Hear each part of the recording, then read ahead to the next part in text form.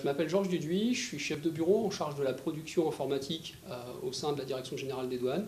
J'ai également en charge la direction de projet de reconstruction du centre informatique douanier.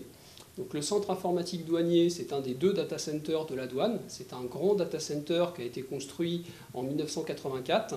Il était donc devenu obsolète avec le temps. Les installations électriques et climatiques étaient trop vieilles, il fallait les changer. Et il fallait reconstruire l'ensemble du site, qui était occupé uniquement partiellement par la douane, parce que l'informatique qu'on construisait il y a 30 ans était extrêmement volumineuse, elle est plus concentrée maintenant, et nous avions donc le choix de reconstruire soit une partie du data center uniquement pour les besoins douaniers, soit de reconstruire l'ensemble du data center et de proposer ces moyens à l'ensemble des services de l'État. Nous avons proposé ce choix au ministre il y a 2 ans, et le ministre et la direction interministérielle des systèmes d'information de l'État a choisi, sur notre proposition, de reconstruire l'ensemble du data center et d'offrir ces mètres carrés d'hébergement à l'ensemble des services de l'État. Le centre informatique douanier, c'est un centre d'hébergement pour l'informatique de la douane. C'est un centre dans lequel travaillent 200 informaticiens douaniers, 200 informaticiens qui réalisent la production et l'exploitation de l'informatique douanière au quotidien.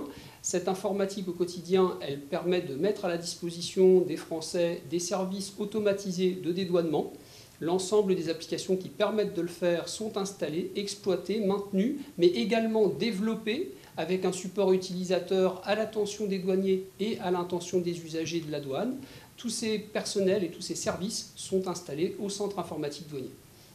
Le projet de reconstruction du CID a en réalité été scindé en 2 sous-projets. Un premier sous-projet qui était de reconstruire l'électricité, la climatisation, refaire des salles modernes qui soient capables d'accueillir de l'informatique à haute densité, avec donc beaucoup d'énergie disponible par mètre carré disponible. On a fait une ingénierie avec les prestataires, avec les entreprises qui nous ont accompagnés, pour pouvoir installer sur le CID le plus d'énergie possible, étant donné la structure du bâtiment. Ça va permettre donc d'offrir cette énergie, d'offrir ces mètres carrés à l'ensemble des services de l'État. La douane en a profité dans le même temps pour réaliser un deuxième projet, un projet de virtualisation de l'ensemble de ces infrastructures. Nous étions toujours sur une production informatique classique, avec une application dans un serveur. Aujourd'hui, les technologies permettent de mettre plusieurs applications sur des serveurs mutualisés qui virtualisent ces applications.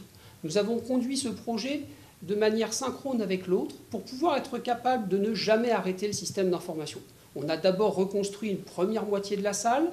Dans cette première moitié de salle reconstruite, nous avons posé l'ensemble des nouveaux serveurs. On a ensuite migré la totalité des services de dédouanement du pays des anciens serveurs sur les nouveaux serveurs. On a ensuite désinstallé la vieille salle, reconstruit la vieille salle pour en faire une deuxième nouvelle et mettre cette nouvelle salle au service et à la disposition des autres administrations d'État. Donc le projet de refonte du CID, il s'est inséré dans la stratégie douanière puisque la douane s'appuie sur le code des douanes qui est inséré au niveau européen, dans un code des douanes européen, sur lequel il y a une refonte qui est prévue à l'horizon 2020 et qui va obliger toutes les douanes des États membres, donc notamment de la douane française, de revoir son système d'information pour avoir un système d'information qui soit à jour par rapport à ce code des douanes. Le centre informatique douanier était donc obsolète, je l'ai déjà dit précédemment, il ne permettait pas ces évolutions. Nous devions donc refaire le centre informatique douanier pour être capable de porter les applications du futur pour que la douane soit toujours insérée dans l'espace européen.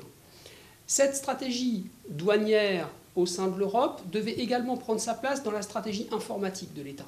La stratégie informatique de l'État est une stratégie de concentration, de mutualisation des services. Historiquement, chaque administration, chaque ministère a mis en place une direction informatique avec son petit data center rien qu'à lui. Ça a provoqué une construction de multiples petits data centers et aujourd'hui, les stratégies du cloud, les technologies de réseau permettent de concentrer l'ensemble des applications informatiques sur des data centers plus grands, sur des serveurs mutualisés, avec une offre de services à l'ensemble des administrations qui soit gérée par des équipes plus restreintes. Concentration des data centers, concentration des équipes, par conséquent, économie d'échelle sur l'offre de services et une offre de services améliorée en qualité pour l'ensemble des administrations d'État, donc pour le service public qui est mis à disposition du citoyen. Les data centers de l'État essentiellement, historiquement, sont de petits data centers de moins de 200 mètres carrés. La douane avait fait un choix, il y a 30 ans, qui lui a fait construire un data center de 800 mètres carrés. C'est le troisième plus grand data center que l'État a en gestion au sein de l'Île-de-France. Il avait donc un vrai intérêt à reconstruire ce data center, non seulement pour la douane qui en avait le besoin, mais également pour l'ensemble des autres administrations.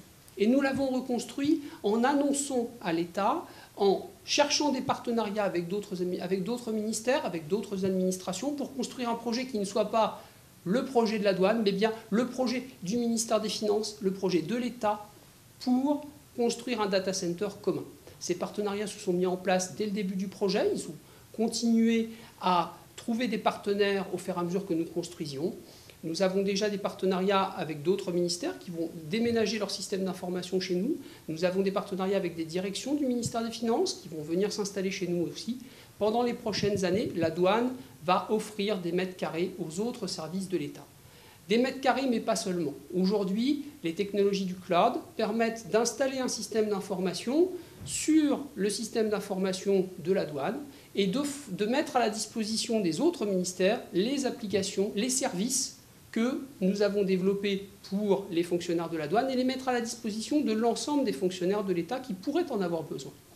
Ces stratégies, qui sont des stratégies du cloud, vont être mises à disposition à l'ensemble des autres administrations dans les années à venir par la douane en collaboration avec les services, avec les autres services du ministère des Finances. Je pense au secrétariat général, à la direction générale des finances publiques.